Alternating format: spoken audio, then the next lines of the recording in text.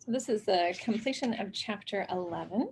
We've just finished the chain of infection, and now let's get into the pattern of infection and talk through a few more concepts here before we meet the end.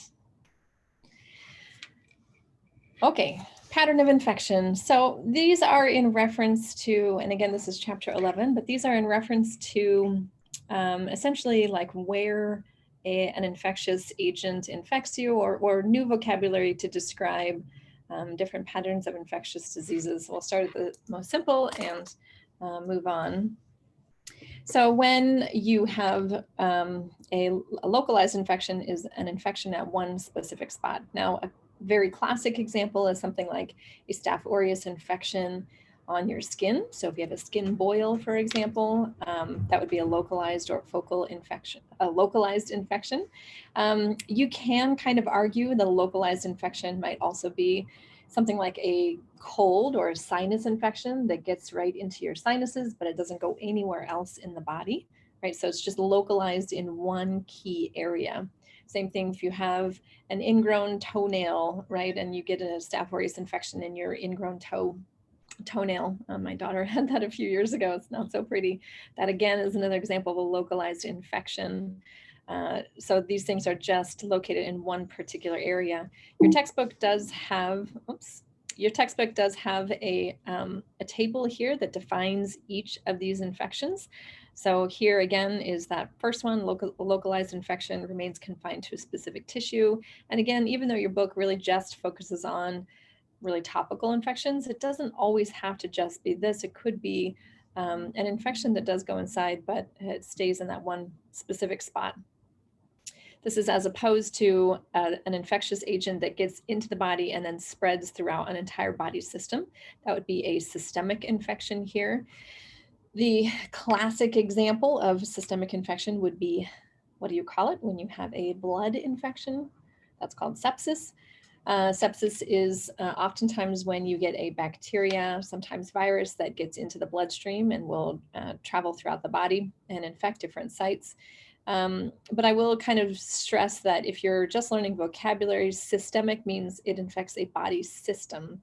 You can almost argue that COVID-19 or SARS-CoV-2 is an example of a systemic infection once it enters into the deep lung, because truly that infects the entire respiratory tract, the whole respiratory system. But classically, you can just think of systemic infections as being in the blood and travels throughout the entire body system to cause that infection. Now, I will also just kind of warn you, those of you who are entering into healthcare, you may hear of sepsis as being an endotoxin contaminant. That's like well, actually, that's not the same thing. But that can actually be true, that a patient can enter sepsis if, for example, lipopolysaccharide, which is the outer envelope of gram-negative bacteria, if that circulates in high levels in the blood, then it triggers an inflammatory response throughout every region of the body, which can cause death, like through multiple organ failures, etc. So that's an example of sepsis that's not caused by a live bacteria, and it's not caused by a virus. It's actually caused by endotoxin from that bacteria that's entered into the bloodstream. That actually is a little bit of a stretch of this term here, because it's not a pathogenic infection. In that case, that would be endotoxin contamination, but nonetheless, it's still sepsis. All right, moving on. The next one here, focal infections. Again, I'm not writing all these down because you have a lovely table that describes them all in your textbook, and you can pull all of these definitions directly out of there. A focal infection is when a pathogenic agent spreads from one site to another. The classic example of this would be something like strep throat, or Streptococcus pyogenes causes that nasty throat infection that leaves those white patches on your tonsils, etc. And then in very few cases, used to be more, but now it's much less, that agent can cause scarlet fever, which is a potentially lethal infection. And that one is, I think it's kidney related. So that would potentially be an example of a focal infection. I say potentially because if you get into medicine and start really looking into it, you'll find that that's not 100% true either, that it's not exactly an infection of the kidneys, but it's something very close to that. Nonetheless, the concept here is that it's the same exact microorganism, causing that first infection that travels to another side of the body and causes an infection there.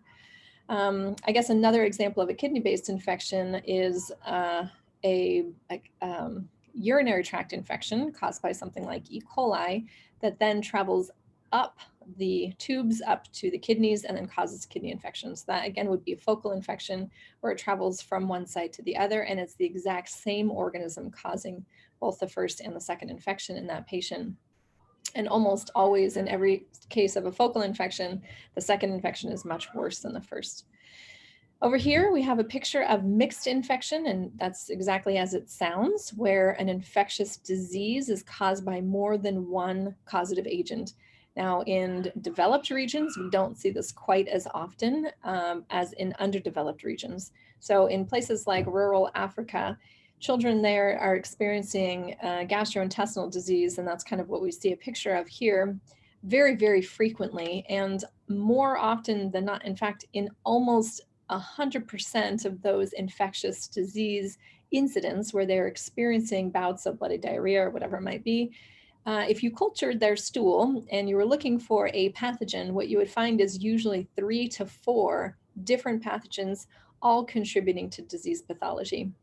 Now, if you think about it, this goes back to what we talked about in with the introduction of chapter 11 in our The Good, the Bad, and the Ugly lecture, where we talked about the challenge with germ theory, right? Germ theory is the concept that one pathogen causes one disease. Now, in mixed infection, obviously that's not the case, which becomes very difficult in diagnosis because you will usually have a patient presenting symptoms that are not very classic indicators of one particular pathogen because there's multiple pathogens causing that disease. But in practicum, the biggest challenge is not just in diagnosis, it's in treatment, right? Because if, for example, this is the stool sample where you have 5 different or 4 different agents, oftentimes various life forms, bacterial, viral, fungal, all contributing to disease pathology, one antibiotic treatment or even a cocktail of antibiotics usually is not sufficient to clear that infectious disease, because you might eradicate one or a couple of the pathogens, but you will still be left with one or a couple pathogens that are still contributing to disease pathology. So that's mixed infection here. The last picture over here on the side is primary versus secondary, and this is a pretty simple idea. Primary infection is essentially the first infectious disease that you get, and these are acute infections, but not always.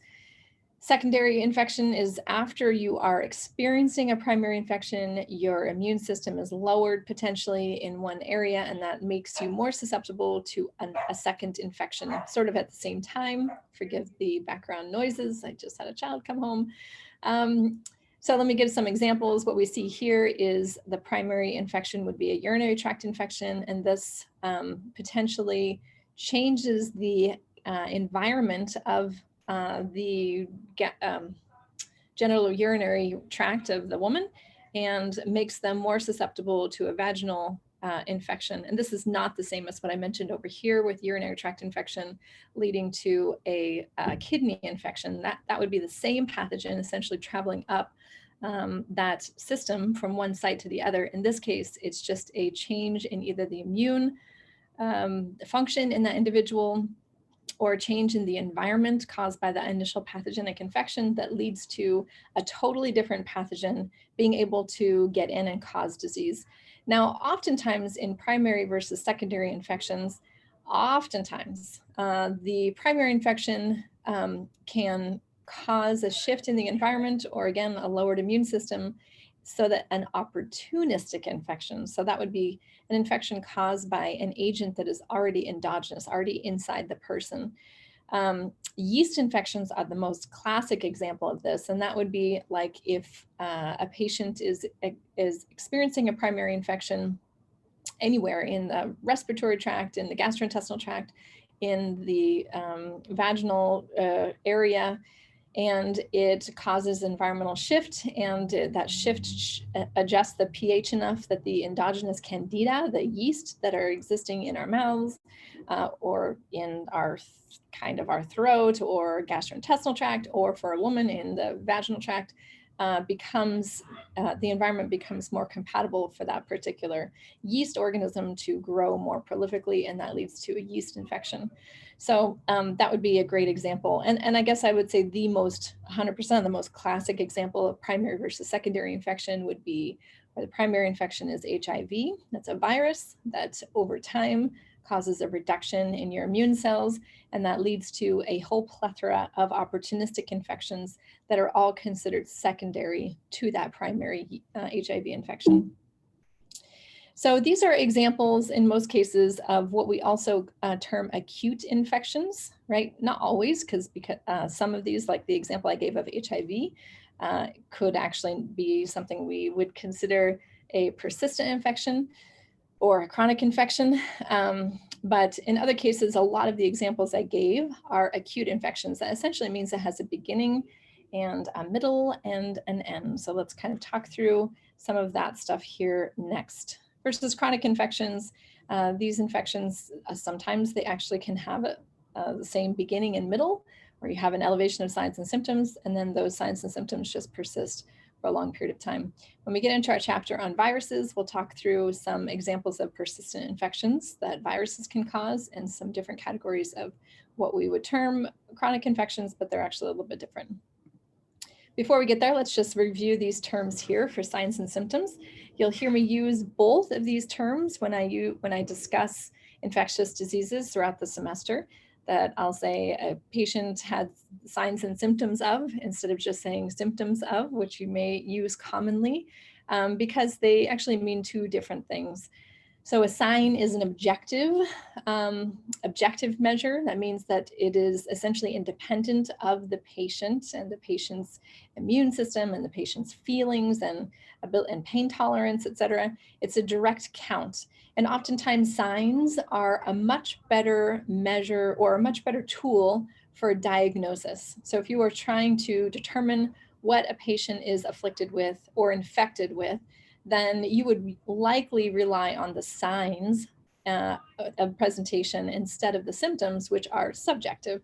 Symptoms are like, I think a good example would be if you had a patient in your clinic, and you guys have all experienced this probably yourself, but you hold up a happy face chart from very happy to very, very sad, or the other way around. And you're trying to get the patient to tell you how they feel, right? Or on a scale of 0 to 10, 10 being the most painful, what is your pain level? So that's actually a subjective scale. Subjective, meaning it's dependent upon those things that I mentioned before, the patient's immune system, the patient's health status, the patient's pain tolerance, right? All of these things that are very, very dependent upon each individual patient.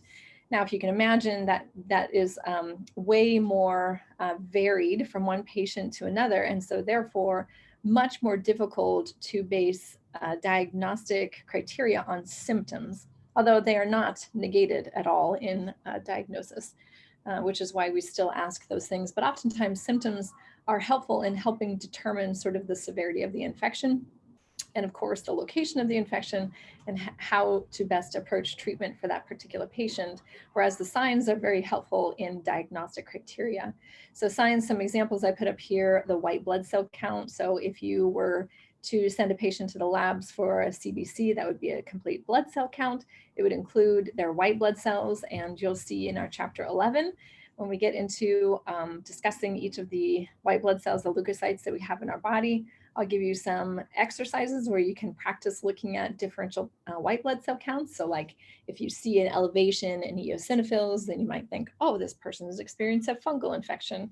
If you see an elevation in T cells, then you'll know that they're experiencing an infectious disease likely caused by a bacteria or virus. Right, so there's different things that you can tell just by looking at the numbers of the relative numbers of each of the leukocytes or white blood cells that a patient has. Antibody response is really, really nice if you know what you're looking for. This is what's used in the rapid HIV tests. This is what's and actually in the coronavirus testing that we're using these days. not coronavirus itself, but to measure if you have experienced a coronavirus infection. What you're looking for is what we call an antibody titer. So the levels of very specific classes of antibodies that you have in your body that are responsive to that particular pathogen. Now you can't really just do take a blood drop from a patient and just test antibodies in general, like as a broad thing. That's not done. Antibodies are specific to a pathogen. So if you have a suspicion of a specific pathogen, then you can readily test whether that patient is currently experiencing or has just experienced an infection from that pathogen by looking at that particular antibody titer. And then I put down here some symptoms that you might be looking at. Fever is sort of put in both categories. Sometimes a fever is really helpful in identifying which particular pathogen it is. An example of this would be for gastroenteritis, these gastrointestinal infectious diseases caused by a number of different pathogens. Some pathogens cause fever and some pathogens don't.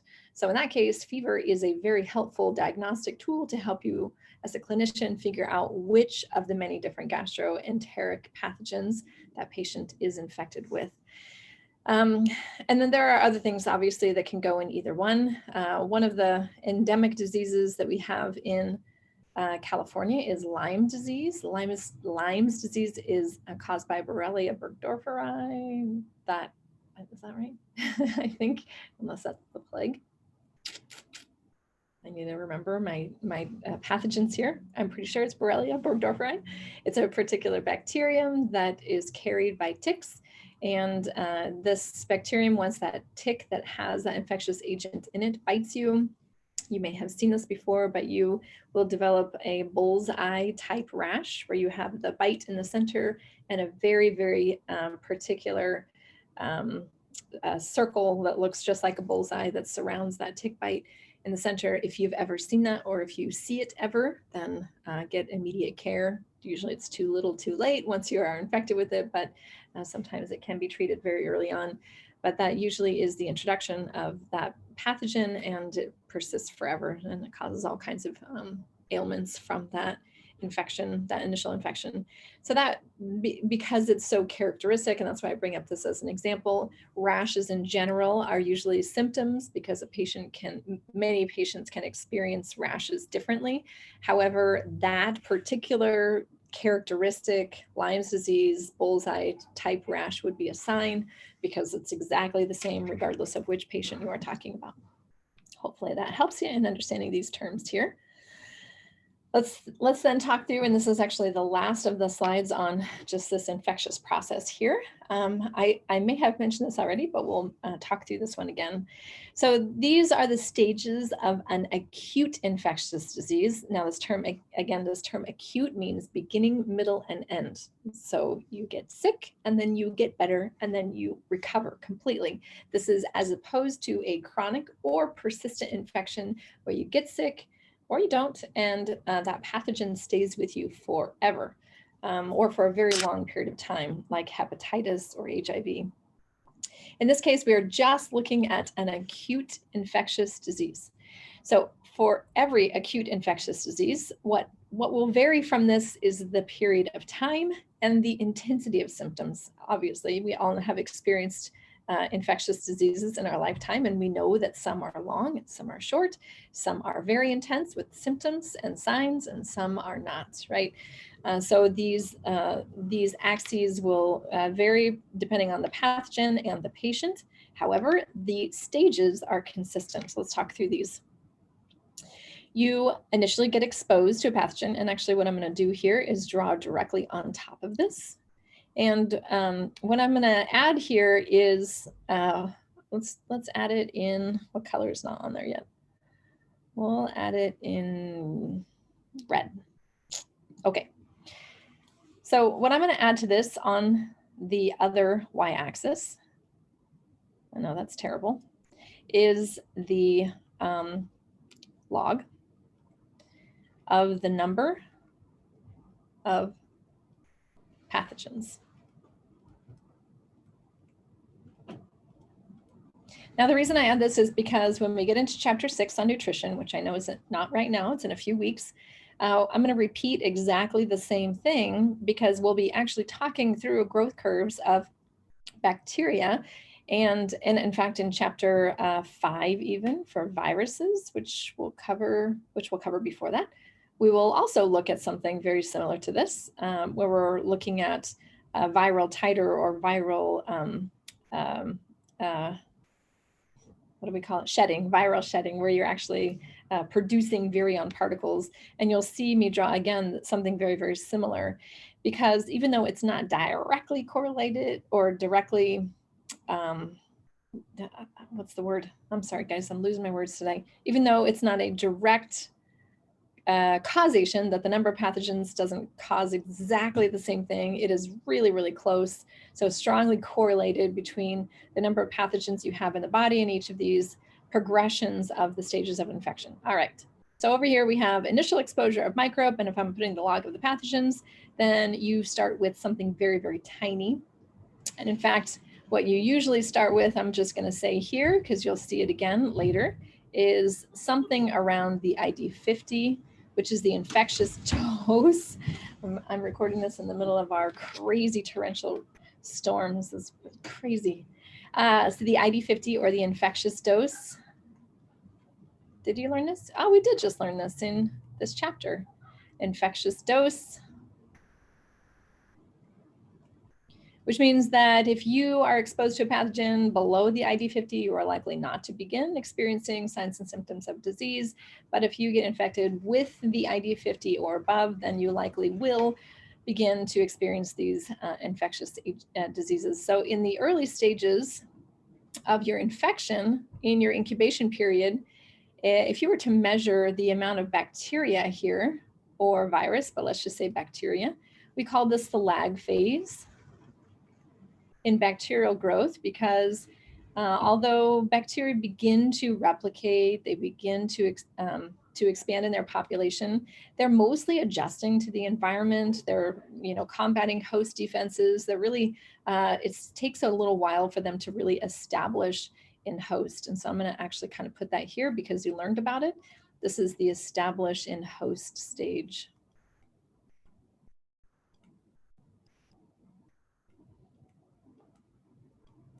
Just to kind of get you thinking about this.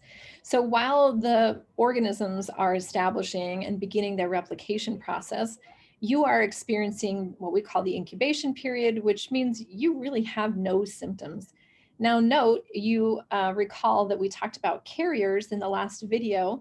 Carriers can, right, incubation carriers at least, can actually be shedding virus or bacteria or fungi, depending upon what the infection is. Most likely, if we're talking about an incubation carrier, that patient is experiencing a viral infection, because viruses can replicate very, very rapidly, even in this early incubation period before you begin exhibiting signs and symptoms of the disease. You can be shedding that virus and transmitting that virus to other people who can get sick with it. In fact, this is what everyone should be familiar with incubation carriers at this point, because SARS-CoV-2 or coronavirus is notoriously transmissible during this incubation period. And so therefore you could be an incubation carrier, which means you are transmitting that infectious disease before you begin to experience signs and symptoms of the infectious disease. This is why if your coworker says, oh my gosh, I just tested positive, I haven't been in today, but I was in yesterday, I wasn't sick, I didn't feel sick, everyone still has to quarantine, because that patient or that person could be an incubation carrier and shedding virus during that stage. But most of us, or most other infectious diseases, you are not usually shedding pathogen during this incubation period. All right, prodromal stage is next. And definitely in the growth of the pathogen, they do begin to grow at this point pretty rapidly. Prodromal stage means like you wake up in the morning and you're like, oh, I feel like I'm getting sick. You all know what I mean. This is that early stage. You can recover from this. So this is like the very, very early signs and symptoms of disease. We call this general malaise. General. You may have heard this term before in the clinical setting, maybe. Malaise. that means general not feeling good, right? Overall, you're kind of have some aches, a little bit of aches and pains. You might have swollen lymph nodes wherever that infectious agent might be. Oftentimes we're talking about respiratory because that's where most infectious diseases are, or gastrointestinal. So you might have an upset stomach just a little bit, but you're not exhibiting like full-blown signs and symptoms of the disease. It's just a general kind of, you're about to get sick. Now, if, right, if a lot of things, so perhaps if you treat your body very well, you get extra rest that day, you take extra vitamin C, which is not known to reduce signs and symptoms of disease, but nonetheless, it's a great placebo. If you do all those things, then potentially you could recover and not ever experience the full-blown infectious process, right? But of course, we know that does not always happen. You wake up the next day and you're feeling really, really terrible. So if you don't recover from the prodromal stage, and you'll learn in our chapter on immune system that this is really like early stage inflammation. So your body's really trying to fight off that pathogenic infection that is now becoming pretty prolific in the body by mounting secondary immune response, which is your inflammatory response. But nonetheless, if you do not recover, then that pathogen continues to grow, right, until it reaches the end of its, or as it's reaching this exponential growth. So for pathogenic growth, this is what we call log scale or exponential growth.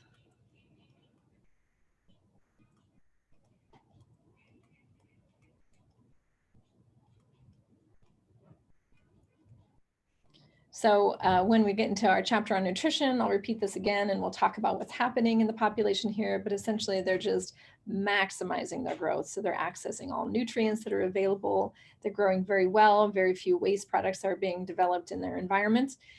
But, and so for you as a patient, you are beginning to experience the full signs and symptoms of the infectious disease, and you reach a climax, usually, unless you die. That is actually the one of the two options that you get. You either stop increasing in your signs and symptoms when you reach the height of infection, or it goes away. Wait, what did I just say? Or you die. So if you never reach this pinnacle here, the height of infection, that means that this line will continue until death. But usually it stops because of your immune system. So right here, the reason that you have this plateauing of signs and symptoms, and the reason that organisms inside your body also reach what we call stationary phase and then death phase here. So this is stationary phase for bacteria. Sorry, it looks like my computer's slowing down a little bit. Stationary.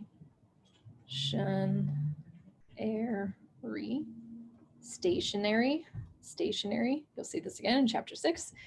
It's where death and growth are equal to in bacteria, and then death phase is this last stage here. So the reason, again, that the body stops increasing in elevation of symptoms and that the organisms inside of you stop growing is because of your adaptive immune system.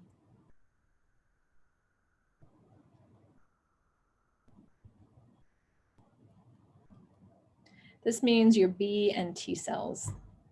Chapter 13. Immune, oh my gosh, response.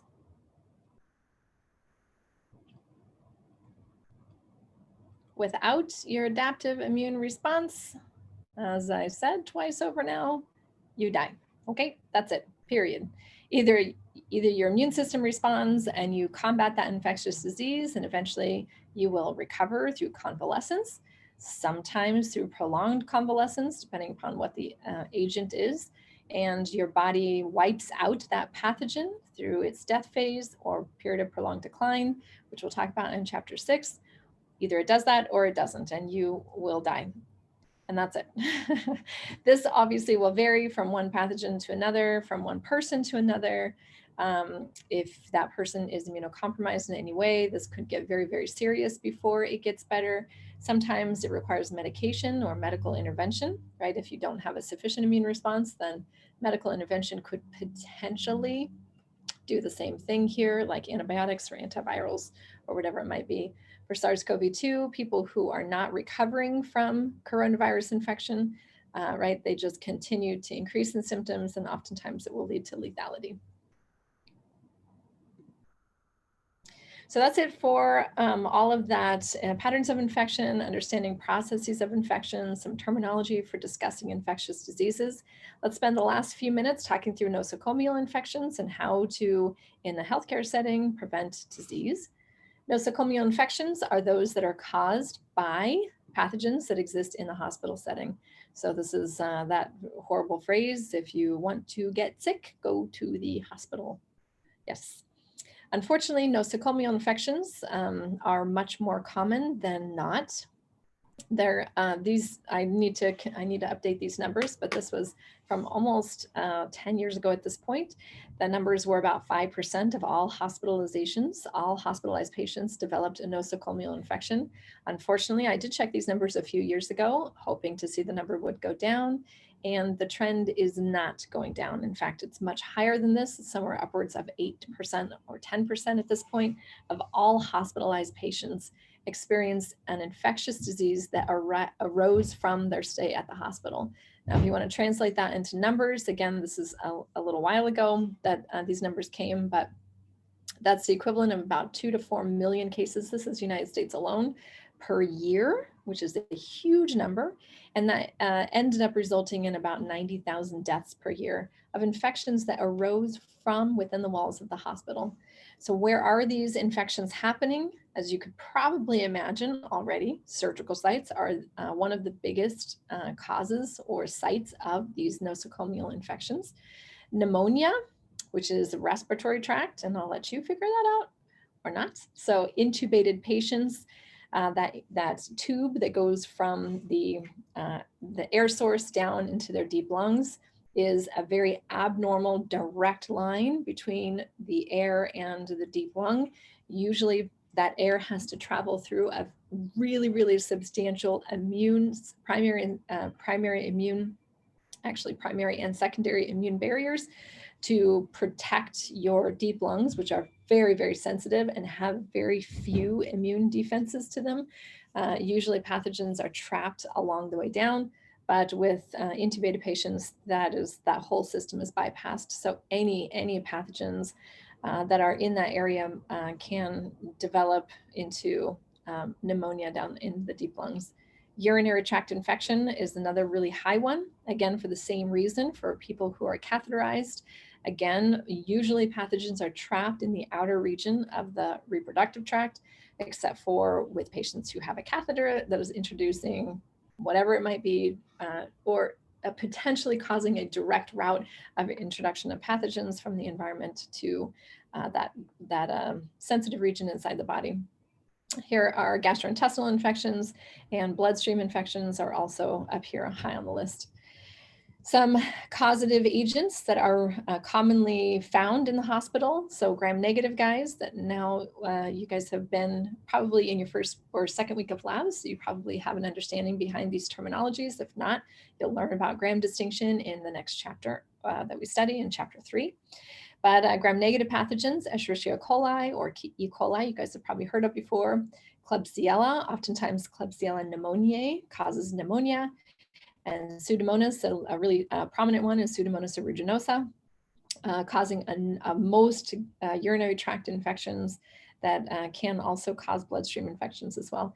In fact, Pseudomonas you'll see very, very commonly in nosocomial infections.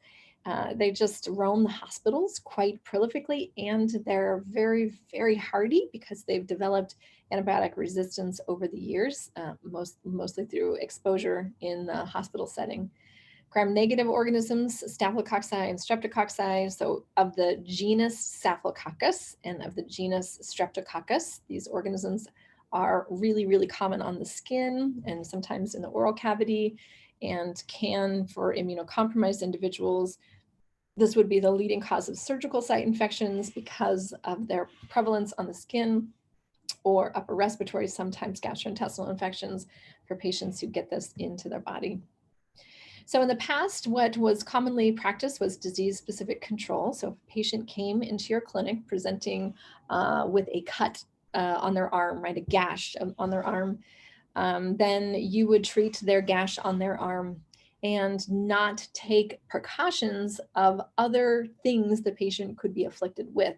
So oftentimes this led to healthcare workers getting sick with things like HIV or hepatitis, right? If the patient was infected with a bloodborne disease that was transmissible and the healthcare worker was not taking precautions because they were not treating that ailment, right? So disease-specific control did not work. Well, I guess if you're talking about disease-specific control, you would say patient came into your hospital presenting with a respiratory tract infection, and you treated just the respiratory tract infection, and you didn't take any extra precautions for bloodborne illnesses or gastrointestinal illnesses. And so those pathogens that were also in the patient got transmitted to the healthcare worker or to other patients in the hospital because you weren't focused on anything except for what was being presented. Obviously, that's not a great way to practice medicine. Therefore, a new practice became really, really commonly used. This is what is used in the hospitals today. This is called universal precautions. If you are interested in healthcare, during your nursing practices, you'll learn all about these universal precautions and in each of these categories, right, how to prioritize these in your care for patients. But this concept is, right, universal precautions assume that all patient specimens could be infected. So if you treat every patient like they have Ebola, then likely you will help reduce the spread of transmissible pathogens from that patient, regardless of what they may or may not be infected with. So universal precautions include things like understanding barrier protection. That means PPE. You guys have heard of this a lot this last year. Personal protective equipment, but not just wearing it, but understanding. This is a huge one. Like, it's not enough to just throw on a lab coat or a clinical garb when you go into your clinical practice. It's really, really terrible when you see a nurse standing in front of you at Starbucks or something, and they're still wearing their little booties and their little cap that's covering their hair, because those should not be taken out of that surgical room that they came from. They should be discarded in the biohazard bin as soon as they leave that room. That's the point of that, to wear barriers when appropriate and to take them off when you are not in contact with that patient anymore or that environment anymore. If I wore my personal protective equipment that I wear in my animal cages, in my animal rooms where I'm handling salmonella infected mice, if I just wore all of that PPE out to the restaurant, I would get everyone around me sick with salmonella, because I then become the transmitter of that pathogen that's sitting on my PPE, right? So it's not enough to just say, oh yeah, wear your gloves. Well, yes, but take them off also when you're done caring for that patient.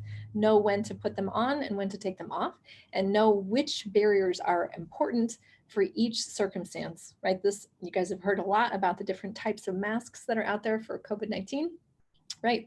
So wearing N95s is important in certain circumstances, but not all. Wearing surgical masks are important in certain circumstances, but not all, right? So understanding appropriate barriers. Sharps is in here, so understanding how to appropriately utilize and dispose of sharps, obviously not reusing them, etc. Sterilization, so keeping your workstation clean, understanding when sterilization versus disinfectant are needed for each of the surfaces and items that you are working on. We'll do an entire chapter. Chapter 9 is all focused on microbial control methods and how to reduce transmission of microbes outside the human body in a workplace setting. Hand washing, I think that speaks for itself. Refraining from care. This means if you are sick, you stay home. That is foundationally important to help you as a healthcare worker prevent the spread of infectious agents from you to your patients. I think I'm going to stop here. You are welcome to read through this stuff in your book, Koch's Postulates and Epidemiology. But this is about a 40-minute video. I think this is a great spot to stop this on. And what I'll do is do mini videos on Koch's Postulates and Epidemiology when we get to those in our chapter. I think that's what I'll do. Yeah. So that's how we're going to end it here for today.